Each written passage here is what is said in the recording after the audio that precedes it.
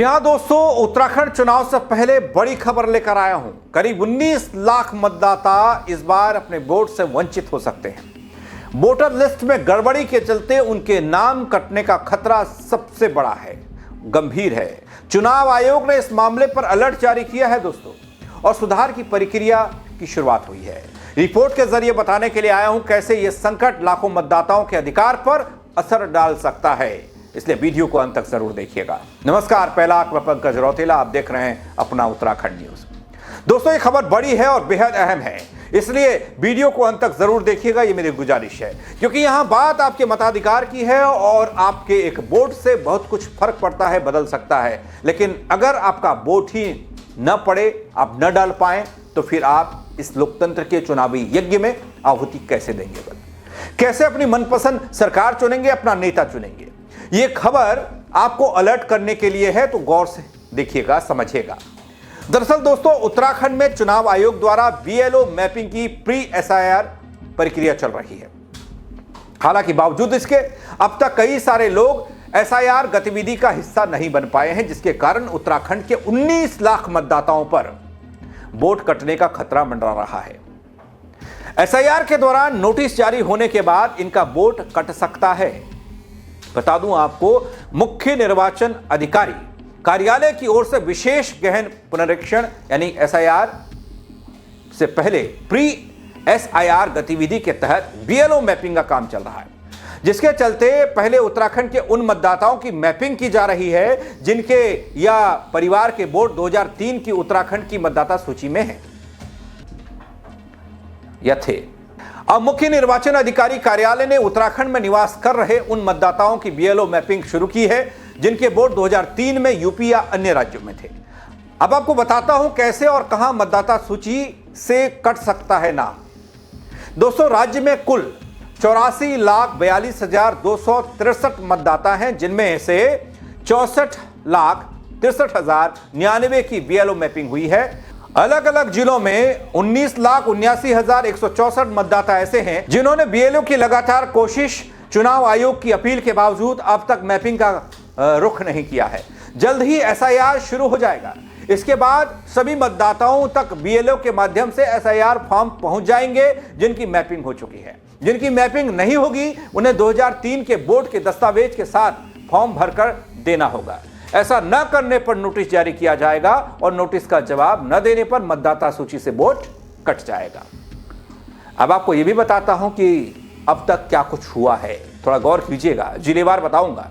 दोस्तों, रुद्रप्रयाग में कुल मतदाता 1,96,460, मैप मतदाता हैं 1,87,181। बचे कितने? बचे मतदाता हैं 9,279। उत्तरकाशी का जिक्र करते हैं। उत्तरकाशी में कुल मतदाताओं की संख्या है 2,47,847 और मैपिंग जिनकी हुई है उनकी संख्या है 2,32,286। बचे हुए मतदाता हैं 15,561।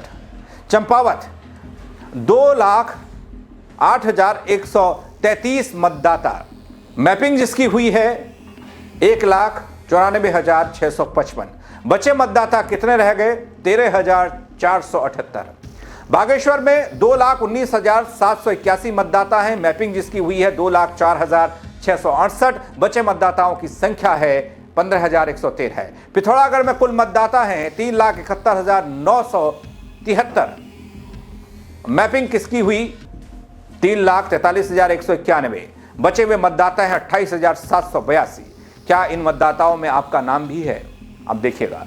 अल्मोड़ा जिले की बात करता हूं दगड़ियों। अल्मोड़ा में मतदाताओं की संख्या है 5,37,117।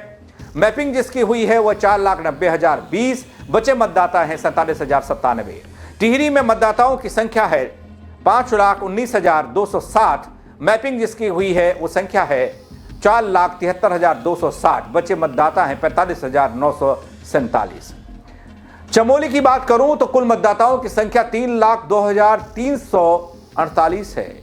मैपिंग की संख्या है 2,73,647। यहां भी बचे हैं मतदाता 28,701।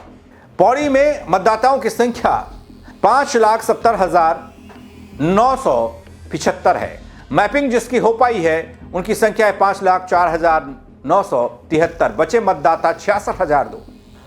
बात नैनीताल जिले की करूं तो 8,20,340 मतदाता हैं। मैपिंग हुई है 6,06,229 मतदाताओं की। बचे मतदाताओं की संख्या है 2,14,111। उधम सिंह नगर की बात करूं तो यहां कुल मतदाताओं की संख्या 13,93,016 है।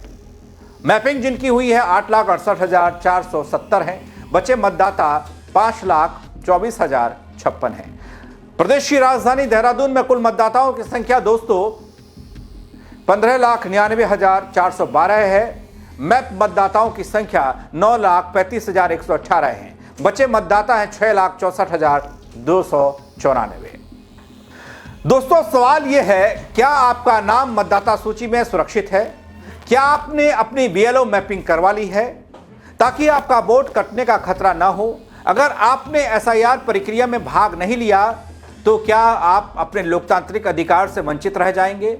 उत्तराखंड में 19 लाख से ज्यादा मतदाता अब तक मैपिंग से बाहर हैं। क्या आप उनमें से हैं? अपने वोट का अधिकार बचाने के लिए थोड़ा सावधान रहें और जल्द से जल्द बीएलओ या एसआईआर प्रक्रिया में शामिल जरूर हों और खबर को शेयर करें। इसको लेकर कोई जानकारी आपके पास से कुछ कहना चाहते हैं, अपनी राय देना चाहते हैं तो कमेंट करें। मेरे साथ जुड़ने के लिए आप सबका बहुत शुक्रिया।